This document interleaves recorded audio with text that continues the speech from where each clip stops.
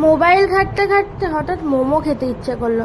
আর এখন আমি ঘরে একাই, তাই কে মোমো কোথা থেকে এনে দেবে, তাই জন্য আমি ঘরে দেখছি ফ্রিজটা খুলে যে ডিম আছে, তো দুটো ডিম নিয়ে নিয়েছি এখান থেকে, আমি যে এগ মোমো বানাবো আজকে তাই।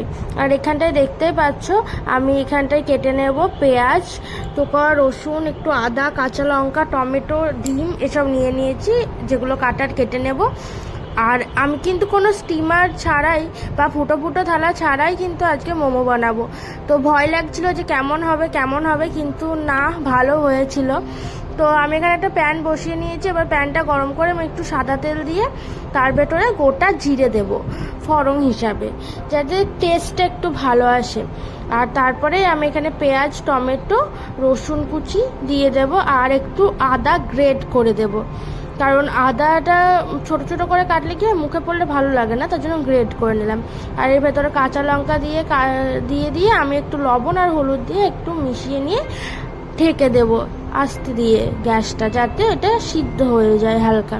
তো ঢেকে দেওয়ার পরে আমি এখানটায় বাটিতে একটু ময়দা নিয়েছি, আর ময়দাটা আমি একটু, এটা রুল ময়দা, তো লবণ আর একটু সাদা তেল দিয়ে এখানে মেখে নেব, একদম নরম করে মাখবো, যাতে মানে লুচির ময়দার চেয়ে অনেকটাই নরম করে মাখতে হবে।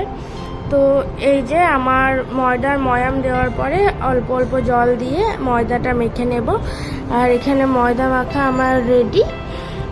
তো চলো এটা একটু ঢাকা দেওয়া যাক, আর ওখানটা স্টাফিংটা কতদূর হলো সেটা দেখা যাক।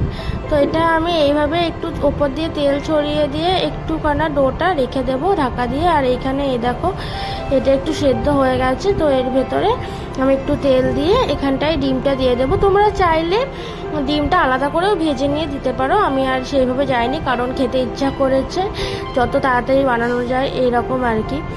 তো এই যে ডিমটা হয়ে গেছে, আর একটু আমি তেল দিয়ে নিয়ে এখানটাতে একটু জল দেব সামান্য পরিমাণে, আর একটু ম্যাগি মশলা দেব, কারণ ফ্লেভারটা আনার জন্য, কারণ যেহেতু চিকেন মাটন কিছুই নেই, ডিম দিয়ে বানানো, তাই একটু সুন্দরের জন্য আমি ম্যাগি মশলাটা দিয়ে এখানটায় অল্প জল দিয়ে ঢেকে দেব।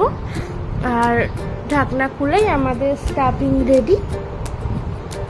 তো চলো, এই যে, আর কি সুন্দর একটা স্মেল বেরোচ্ছিল, মানে বলে বোঝাতে পারবো না। এই যে এখানটায় আমাদের স্টাফিং রেডি, ধোয়া উঠছে, আর এখানটায় আমি ছোট ছোট লই কেটে নেব ময়দার। আমি বেশি বানাইনি, কারণ ফার্স্ট টাইম ভয়ে ভয়ে যেহেতু বানাচ্ছিলাম, তার জন্য আমি বেশি বানাইনি। এখানে 6টা থেকে 7টা মতো আছে। আর এই যে আমি হালকা তেল দিয়ে এটা বেলে নিয়ে তার ভিতর স্টাফিংটা দিয়ে মোমোর শেপ বানাবো।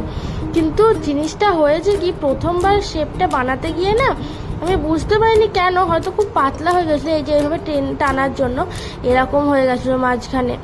তো আমি তো খুব নার্ভাস হয়ে গেছিলাম যে আদেও হবে, তো এত কিছু করে এত খেটে এত জিনিস নষ্ট হয়ে গেলে তো গেল।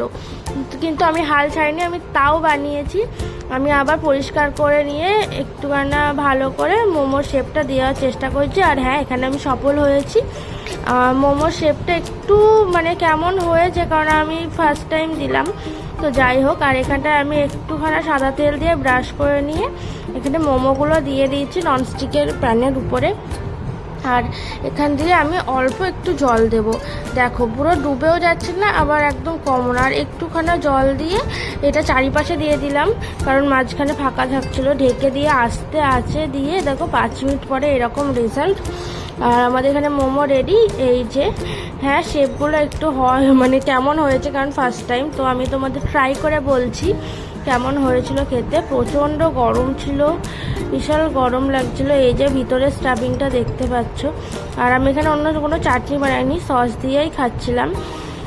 সত্যি আমি মানে কোনো দিন ভাবতে পারিনি, আমি যখন বানাচ্ছিলাম আমি ভাবতে পারিনি যে এতটা টেস্ট আমি আনতে পারবো।